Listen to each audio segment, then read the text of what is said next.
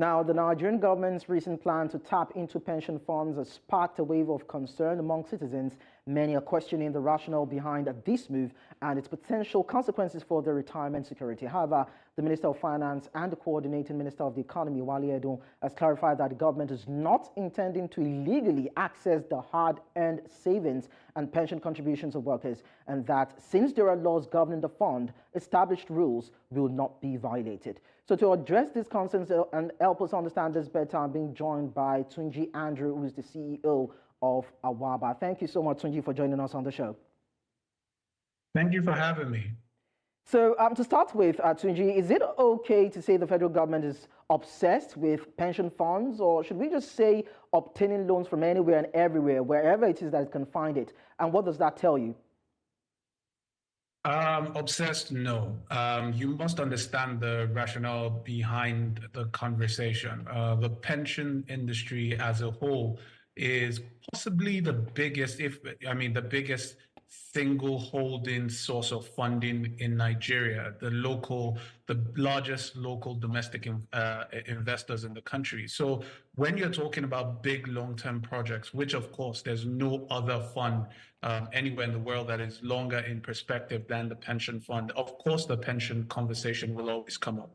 But I think practitioners like myself have not done a great job in terms of explaining to the general public how the pension system works, which of course is why this opera was created in the first place. So you may need to help us understand how it works, and most especially the fact that the Nigerian government is saying that it is going to be borrowing from these pension funds. Now, many Nigerians would even like to know what the law provides regarding the federal government's utilization of the pension, life insurance, and investment fund industry generally. So I'd like to just shed more light on that so that we have an understanding of this. So there is no provision for the government to, in the words you've said, take pension funds. What the government or what the finance minister was saying is just think about it from the perspective of a business owner. A business owner started a profitable business and he or she says, I would like to raise capital. And so I would go to investors and I will go to a bank. That does not mean that this investor is going to go illegally and go and snatch the money from the investors or snatch the money from the bank. What they have said is, I would make an investable case. I will present it to the bank and the investors, and if they find it investable, they will invest into it. So in this case, what the finance minister was speaking about was to create products which would be appealing to the pension industry, where they will invest into such products. You know that as of today, the pension funds invest in things like treasury bills, they invest in government bonds, they invest in government securities, but as an investment, just like anybody else, just like the banks, just like foreign investors, just like every single person who has the funds to be able to invest in government securities. But because these funds are large and they are long-term in horizon, the government is thinking, can we create a product that will be appealing enough in terms of interest rates, in terms of returns to the pension funds, that they will then divert their attention from where they're investing to and invest in this government initiative to create infrastructure. In the conversation where the general public has felt that the government is going to just go and put their hands into pension funds and take it out illegally, I can tell you for a fact that this is not possible. In fact, the day that happens, then we no longer have a country, because law has basically broken down, and everybody's probably killing themselves on the street. So it's not possible. It is absolutely not possible under any law that looks at pension funds and looks at the federal government of Nigeria. So looking at what is possible and what might not be possible, we look at it from the angle of the Pension Reform Act of 2014 that provides for no more than 5% of total pension funds assets and infrastructure investments. Is it likely that these funds are not already invested in such instruments to the tune that this is recommended? Because some people feel that prodding further would be a violation. No. So this is the conversation right there. This is what the finance minister was speaking to.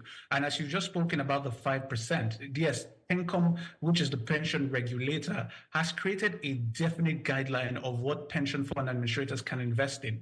And they have specific amounts they can invest in those particular areas. However, these guidelines are under review because the pension regulator is looking for more robust investment options for the pension industry. So if the government, like I said earlier, can create a product that makes a lot of sense, that is investable, that the returns are guaranteed, that the horizon benefits the pension industry, then they will present it to the pension industry as a whole. Then if it is appealing enough, then there can be a conversation on trying to basically expand what the pension funds can invest into. But that is what the finance minister was possibly trying to allude to. But of course, like I said, a lot of the general public really do not understand how these things work. And of course, they operate.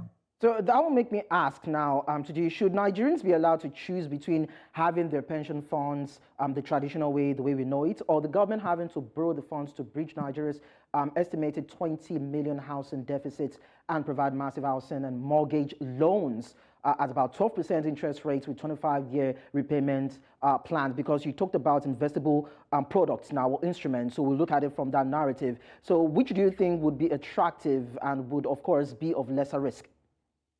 So I will also say again, as of today, the pension regulator has created multiple opportunities for Nigerians to be able to direct how their pension funds are invested. As of today, I think we have 6 different funds in the pension system, from Fund 1 to Fund 6, which have different horizons, different perspectives about how the money is invested. One of them is actually an ethical fund for people who their religious beliefs or their ethical beliefs do not believe in profit, but they would like in terms of do not believe in interest, but believe in profit sharing. So there are different kinds of pools within the pension system. And if you speak to your pension fund administrator, they will be able to give you a definite clarity on which one is available to you and which one you can invest in. So the choice is already there.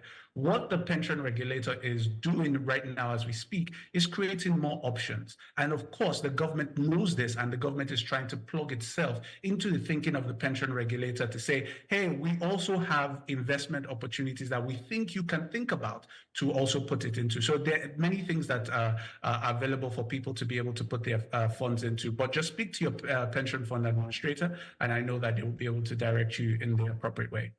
So you've just made us understand that, of course, there are different products, different portfolios that investors can look into. So if this money is to be loaned to the federal government, whatever it is the investors or the pensioners or whatever it is the stakeholders would be willing to tag into, what do you think the terms should be? So fantastic. As of today, pension funds already invest in government bonds. They already invest in treasury bills. So it is the way every other person gets returns on those treasury bills and those government bonds that the pension fund administrators via their investment also return for their customers. So this is not even a new thing. It's they've already been investing for years and years. As long as I can possibly even remember, they've been investing in government securities. So it is going to be made public. It's not a thing that will be hidden. The government has to come out publicly, and just the same way the CBN gives guidance in terms of treasury bills, it will also give guidance for this infrastructure fund or this infrastructure bond or whatever it is going to be called. And then if the pension administrators then see it workable, they will then invest into it. So it's not going to be happening behind us. It's going to happen in front of us. It's only that those conversations are a bit boring for the average everyday person, because we're going to be talking in percentiles and tenure of investment. But I would appeal to everybody to, put their eyes to the ground and, pay attention to when and if the government comes out with an infrastructure bond or infrastructure fund, and of course the ability of pension funds to be able to invest in it. All right, permit me to take you around this curve a bit. Now, the Minister for Finance, Edun, said the conversation around borrowing pension funds at this time revolved around exploring avenues for funding that would lead to growth, creation of jobs and alleviation of poverty. And we know that this is not the first time that the Nigerian government will be borrowing. It happened in 2019. As a matter of fact, it's been happening for a couple of years because they have the prerogative to do so. Now, from these previous borrowings that we've had or that you've seen so far, have you seen commensurate development along these areas of growth? So there are things that are happening. I do not want to speak in isolation to the things that are not happening. So there are a lot of things that are not working, and we can see those things. We see a huge infrastructure gap in Nigeria. We see those big, huge gaps. But there are things that are happening on the federal and on state levels. For instance, Lagos, you can see what Lagos is doing with the blue and the red line, which is fantastic in terms of transportation. You can see what the government is doing with the coastal highways. So the infrastructure conversation is one that is ongoing and will continue to happen for decades to come. But I think the way the government continues to look at it is the same way every government across the world has looked at it. Pension funds and infrastructure investment have not been very far from each other anywhere across the world. I mean, this is not only Nigeria specific. You can look at the UK, you can look at the US, you can look across Europe, you can look across wherever you want to look at it. Pension funds, infrastructure are always tied together because they both have the same horizon. They're both long-term in perspective. They're both in terms of stability. They are hard, in terms of investment types. They are proper investments, which is what is called in the investment world. But in Nigeria, we've not had a lot of that. You also said it earlier, it was just 5% of the entire pension fund. We're talking about almost 50 billion in terms of assets we're talking about in the pension space. So you look at it and you say just 5% of that. When we have a massive infrastructure gap, the government really needs to create appealing products for the pension industry to be able to invest in. But as of today, I don't think that exists. And the government will have to think about it and propose to the pension industry. Yeah, so I like the fact where you say that the government needs to create appealing products. And earlier on, you had talked about the fact that what the government may pay back in interest rates could be attractive and the different products that may be available that other people can tap into. But quickly, I take you back to October 2023 when it was reported that the House of Representatives moved a motion for a recovery of 10 trillion naira in pension funds that was borrowed by the federal government, previous administration anyway, as at that time, most pensioners were unable to access their retirement funds. Now, the National Pension Commission and the pension fund administrators were unable to ensure prompt payment of the entitlement, exposing the contributors to unnecessary volatility. So wouldn't this borrowing be exposing the contributors to another round of unnecessary volatility if the government fails to pay back again this same loan in due time? So this is the same thing I was saying earlier about the pension industry hasn't. I mean, I know the pension industry has done a lot of work in terms of sensitization and trying to make the general public understand how the pension system works.